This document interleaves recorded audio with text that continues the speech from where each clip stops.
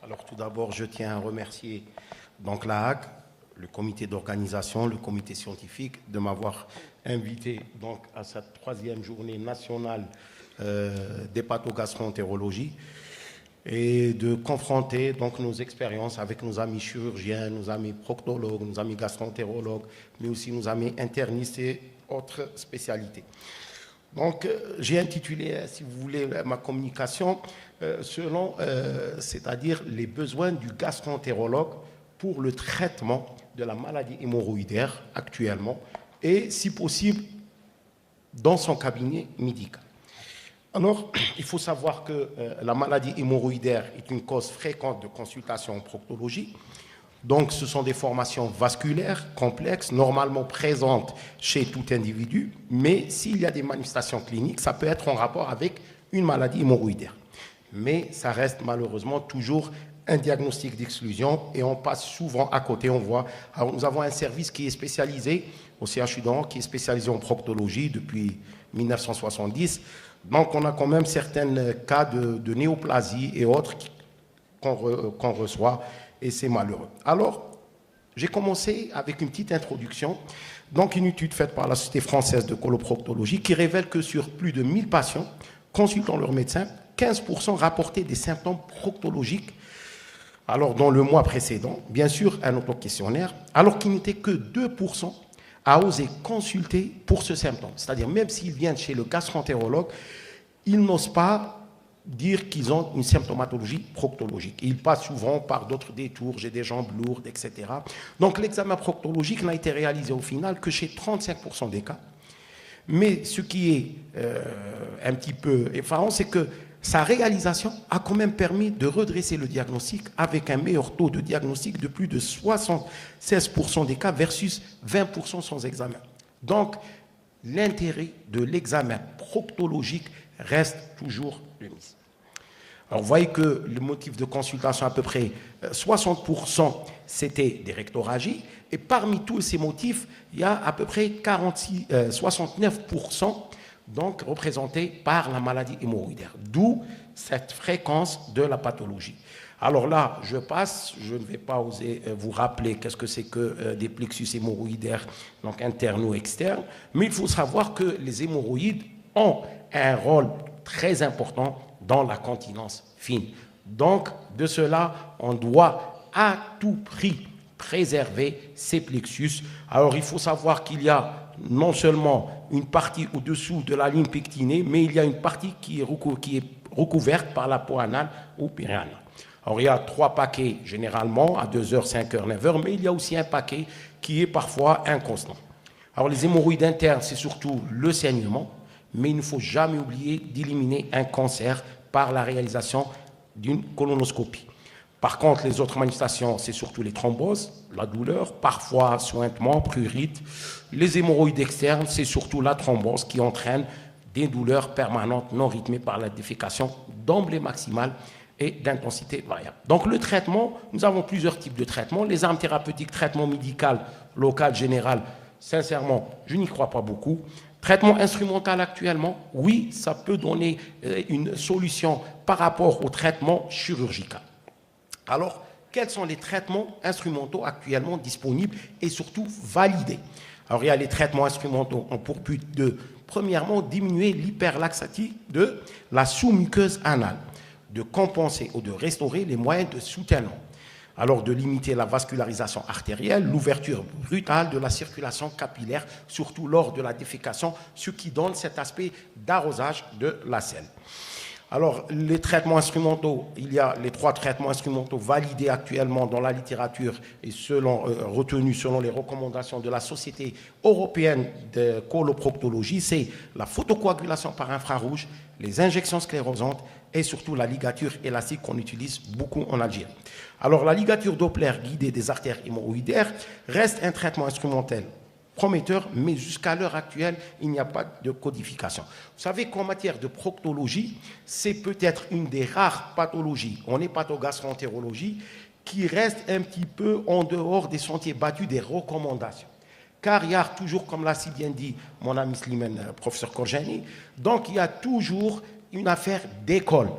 Et là, on voit que même dans les recommandations, j'ai eu le plaisir d'assister aux recommandations en 2021 de l'European Society of Coloproctology. Vous savez qu'il y a même des experts qui se contredisent, et alors ils ont fait ce qu'on appelle un vote à prédominance. Donc le nombre le plus important, c'est lui qui retenait donc la recommandation. Alors le traitement instrumental ne s'adresse qu'à la maladie hémorroïdaire interne. Donc je vois beaucoup de gens qui viennent et essayent de ligaturer par exemple une hémorroïde externe. La pathologie hémorroïdaire externe ne se reconnaît qu'un traitement, donc ne reconnaît qu'un traitement médical ou chirurgical, notamment l'incision ou l'excision d'une thrombose, et aucun autre traitement instrumental jusqu'à l'heure actuelle. Donc les recommandations européennes ont, si vous voulez, retenu 3 traitements instrumentaux: la ligature élastique, la photocoagulation infrarouge et les injections sclérosantes. Donc on va voir un petit peu chaque technique. Donc le traitement instrumental, la photocoagulation infrarouge, donc c'est une technique facile, efficace, surtout pour les saignements, les rectorragies, surtout dans la pathologie hémorroïdaire interne grade 1 et grade 2. Donc ça peut nécessiter 2 à 3 séances avec des intervalles de 3 à 4 semaines. Donc il faut juste savoir comment régler l'appareil.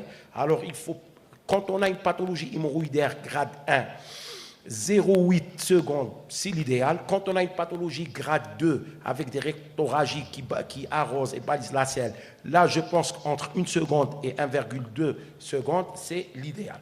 Alors, la photocoagulation à l'infrarouge, c'est quoi? Donc, on projette un faisceau d'infrarouge qui va se transformer en chaleur, si vous voulez.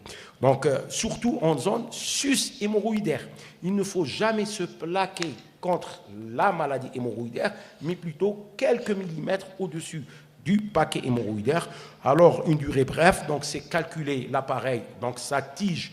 Alors là aussi, les tiges qu'on utilisait autrefois en quartz et qui nécessitaient une désinfection qui était lourde parce que ça nécessitait des lingettes spécifiques, etc. Maintenant, il y a des petits capuchons transparents qui permettent le passage donc, de l'infrarouge et qui évitent donc la contamination par d'autres patients. Alors, 1 seconde au maximum par point pour obtenir une coagulation vasculaire et une fibrose qui va de 15 jours apparemment apparaître. Donc, ça nécessite à peu près 3 à 4 séances d'intervalle en 3 à 4 semaines. Donc, cette photocoagulation peut être également obtenue en utilisant le laser CO2 ou YAG. Donc, maintenant, la ligature élastique. Là, c'est une technique qu'on peut faire au cabinet médical. Alors, souvent, on nous rapproche que c'est très douloureux. Non, la ligature est douloureuse lorsqu'on prend la partie qui est au-dessous de la ligne pectinée. Donc, il faut aller 1 cm au-dessus de la ligne pectinée, et là, nous avons une muqueuse, donc on n'a pas beaucoup de douleur. Donc, ça nécessite aussi 2 à 3 séances, parfois on peut aller jusqu'à 4 séances, et parfois nous avons ce qu'on appelle des séances de maintenance, si vous voulez. Donc on refait tous les 6 mois, etc., une ligature. Donc des effets indésirables mineurs sont très fréquents: douleurs, rectorragie de faible abondance. D'où, par exemple, la Société française de coloproctologie recommande de moins en moins la ligature élastique. Donc la survenue d'une douleur immédiate très intense peut être la conséquence d'une ligature posée trop près de la ligne pectinée, imposant parfois l'ablation de l'élastique. Alors des symptômes vagos sont décrits jusqu'à 30% des patients au décours de la procédure. Là, il faudrait donner peut-être un antalgique préalablement, une demi-heure avant, et ça se passe généralement bien. Les complications, oui, il y a des complications qu'il faudrait rechercher et surveiller. Des complications sont possibles dans 1 à 5% des cas. Donc la thrombose hémorroïdaire, la dysurie, plus rarement une rétention aiguë d'urine, une algie majeure, des abcès parfois périanales, une hémorragie sévère, elle survient par la chute d'escarre, généralement 2 à 3 semaines après.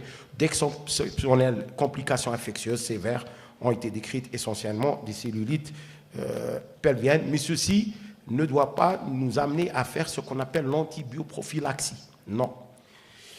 Alors, traitement instrumental, les injections sclérosantes, on en fait de moins en moins. Alors, il faut savoir qu'elles sont connues depuis la fin du 19e siècle. Nous injectons en zone sus-hémorroïdaire en 3 à 4 points. Donc, au maximum, 1 cc par point d'une solution sclérosante. Alors, généralement, en Algérie, on utilise le polidocanol, mais on l'utilise de moins en moins parce qu'on utilise de plus en plus soit l'infrarouge dans les grades 1, 2, soit la ligature élastique, et j'en passe, c'est-à-dire je ne vais pas parler du traitement chirurgical, le traitement chirurgical avec toutes ses variantes, que ce soit l'hémorroïdectomie pédiculaire ou Milligan Morgan, ou aussi le laser. Le laser actuellement est en train, je crois, de bouleverser la prise en charge de la maladie hémorroïdaire et peut-être de la fissure anale aussi. Alors les gestes est généralement indolore, mais dans 15 à 20% des cas, une douleur peut survenir 30 minutes après l'injection. Les risques sont minimes, petite rectorragie peut être notée par des chutes d'escar, 2 ou 3 séances à 15 jours d'intervalle sont utiles. Alors le mécanisme d'action est encore mal élucidé. Alors, une action vasculaire touchant les lacs veineux et les artérioles de la sous-muqueuse. Il ne faut pas oublier que le polidocanol, non seulement c'est un agent sclérosant, mais aussi antalgique. Donc, c'est ce qui fait de cette technique, il y a de cela, par exemple, j'ai commencé la proctologie il y a à peu près 25 ans. Puis je suis parti dans un autre service où on n'avait pas de bloc opératoire, donc c'était surtout les traitements instrumentaux, traitements médicaux, et on utilisait beaucoup les injections. Donc, à la place de la chirurgie. Maintenant que je suis revenu au service mère, on est partagé et on abandonne surtout les injections sclérosantes. Alors, je ne sais pas pourquoi, c'est un effet de mode ou parce qu'on se plaît un petit peu au bloc opératoire et on laisse ça aux résidents avancés, peut-être, etc. Donc, on fait moins d'injections sclérosantes. D'autres complications, par exemple, comme une épididymite, une cystite chronique, un abcès de prostate. Alors, on a eu ça. On a eu ça malheureusement. C'était dû à un mauvais point d'injection. Donc c'était fait par une personne qui n'était pas accompagnée chez nous. Donc maintenant, on revient à cet algorithme. Donc cet algorithme qui a été publié par la Société européenne de coloproctologie. Mais bien que ça nous permet de baliser un petit peu notre pratique quotidienne, car il faut toujours suivre les recommandations actuellement, surtout en matière de pathologie proctologique, où le risque de l'incontinence pousse souvent les patients à poser et à déposer plainte. Donc c'est pour ça qu'il faudrait tout d'abord se baliser, se protéger par les recommandations internationales. Alors, il faut savoir que, par exemple, en pathologie hémorroïdaire grade 1, traitement médical est toujours demi, mais je le dis, je le répète, en dehors de peut-être réguler le transit ou dans le grade 4, c'est-à-dire pour diminuer l'œdème, pour mieux voir 1 à 2 semaines après, est-ce que c'est une indication au traitement instrumental ou chirurgical, il n'y a pas beaucoup d'indications, si ce n'est peut-être chez la femme enceinte et chez les patients atteints de maladies inflammatoires intestinales chroniques ou chez des patients qui ont une pathologie au risque d'infection, par exemple les malades qui ont une pathologie cardiaque ou autre.